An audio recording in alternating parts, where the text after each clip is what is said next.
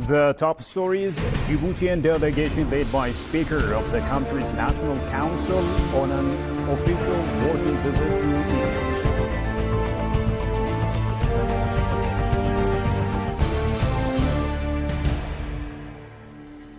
And Israeli Prime Minister meets with the families of Hamas captives.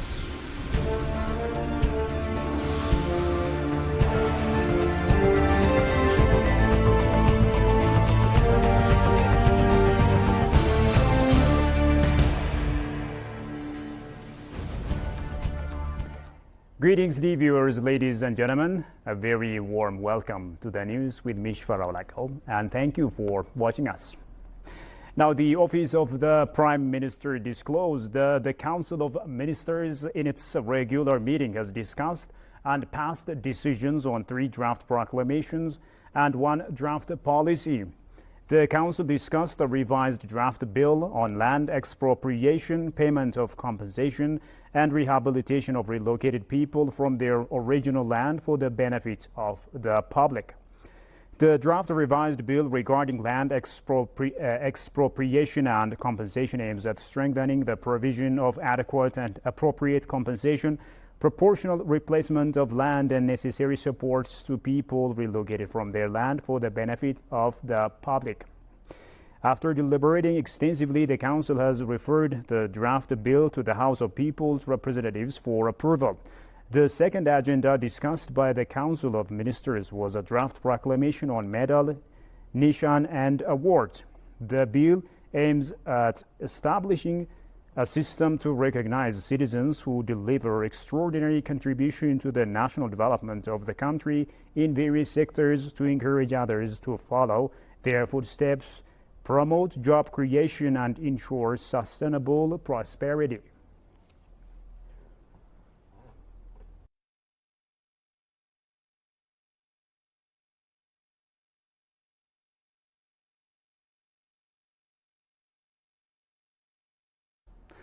The head of the Ethiopian negotiating team, Ambassador Seleshi Bekele, stated that Egypt has maintained inequitable and unfair position regarding the utilization of the Abai River.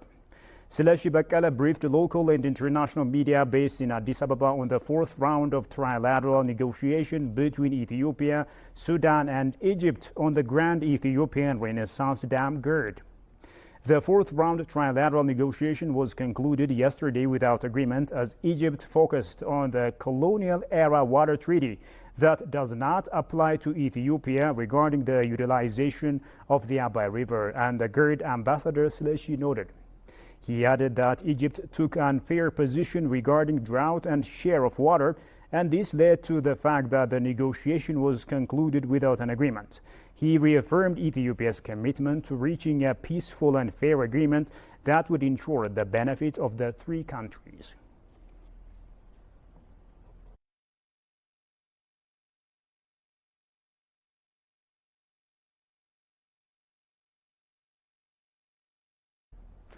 Meanwhile, in an official press statement, the Ministry of Foreign Affairs indicated that Ethiopia looks forward to the resumption of the trilateral negotiation on the GERD. The ministerial meeting was conducted on December 17 to 19, 2023 in Addis Ababa, the statement reminded. The ministry reminded that these 4 rounds of negotiations have been conducted following the understanding reached between Prime Minister Abiy Ahmed of Ethiopia and President Abdel Fattah el-Sisi of Egypt on July 13, 2023. The negotiations have helped the 3 countries to have an in-depth discussion on the major issues of difference.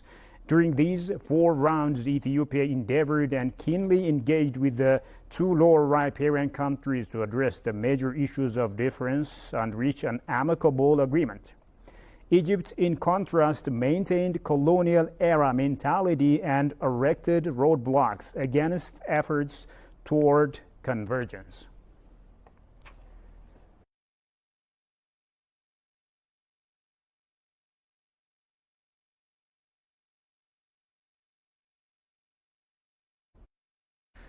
Moving to other story, a Djiboutian delegation led by Speaker of the country's National Council, Dileita Mohammed Dileita, arrived in Addis Ababa late Tuesday for an official working visit to Ethiopia.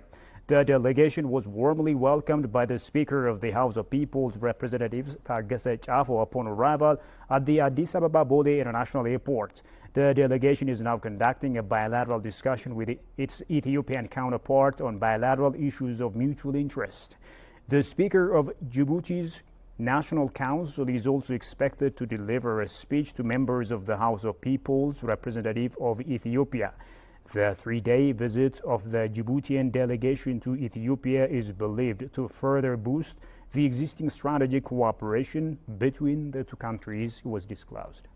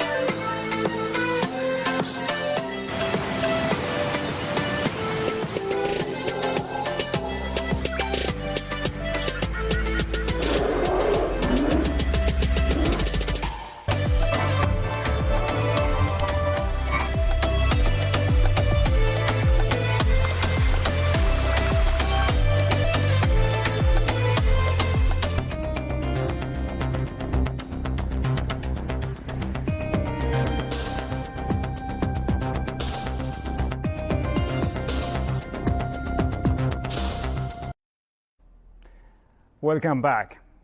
Now, Kim Jong-un is a notable political figure who has served as the supreme leader of North Korea since December 2011, following the death of his father, Kim Jong-il. He is a central figure in shaping policies and the strategic direction of North Korea, and his leadership has attracted widespread international attention. In today's In History report, Johannes van Taun has looked into the biography of Kim Jong-un and presents it as follows. Kim Jong-un was born on January 8, 1983 in Pyongyang, North Korea. He is the youngest son of Kim Jong-il and Ko Young-hyo, and he is a grandson of North Korea's founder, Kim Il-sung.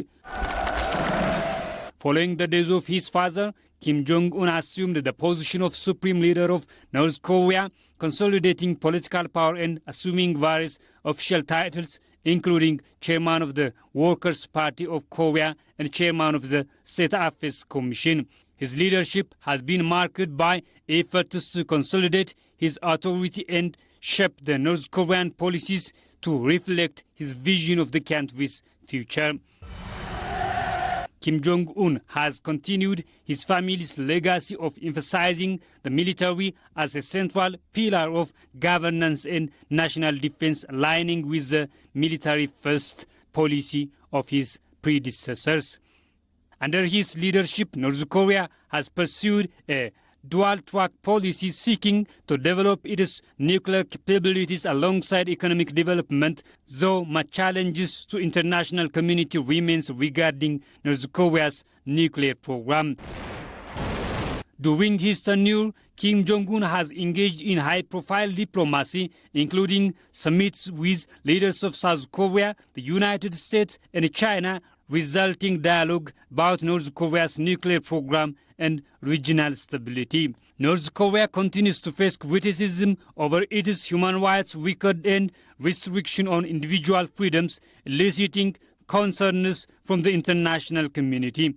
The regime has also faced stringent multilateral sanctions due to its nuclear program and missile tests. Under Kim Jong-un's leadership, North Korea has expressed interest in economic development and potential enacting economic reforms, though progress remains uncertain. The future trajectory of North Korea under Kim Jong-un's leadership continues to hinge on regional geopolitical, international relations and domestic policies. Kim Jong-un's leadership as the supreme leader of North Korea has been marked by a combination of continuity and change, reflecting complex challenges and opportunities for both the country and the region. His role and decision continues to influence the international political landscape and the ongoing efforts to address regional security, diplomacy, and border strategic relationship. And finally, the Israeli Prime Minister has met with the families of Hamas captives. The meeting comes to reach a ceasefire deal to bring them home, and just days after the Israeli military admitted mistakenly killing 3 captives in Gaza. Shogai Mato presents Al Jazeera's report as follows. More than a week of asking about, the families of the Gaza captives finally got their meeting with Prime Minister Benjamin Netanyahu. The Prime Minister gave us hope in the meeting. It was a very intimate meeting with a small number of families, which we believe is a good way for the Prime Minister to talk to the families. It was a productive meeting where we also asked what we can do more for him. But at the end of the day, the buck stops here. Israeli media is reporting that the government wants a deal with Hamas that will secure the release of elderly male and female captives. Israel is ready for another humanitarian pause and additional humanitarian aid in order to enable the release of hostages. And the responsibility lies fully with Sinwar and the leadership of Hamas. Officials from the US, Qatar and Israel have met at least twice in Europe since Friday, and there are reports that Hamas representatives will travel to Cairo in the coming days to meet with Egyptian security officials. That will be the first meeting since the previous ceasefire collapsed more than 2 weeks ago. We affirm our position of categorically rejecting to hold any form of negotiations over prisoners exchange under the continuing Israeli genocidal war. We are, however, open to any initiatives that contributes to ending the aggression on our people and opening the crossing to bring in aid and provide the relief to our Palestinian people. Both sides blamed each other for the collapse of the last ceasefire. Hamas said Israel refused to discuss offers to release other captives. Israel says Hamas refused an obligation to release all women captives. Well, viewers, with that, we come to the end of today's news. Thank you for watching us. Bye-bye.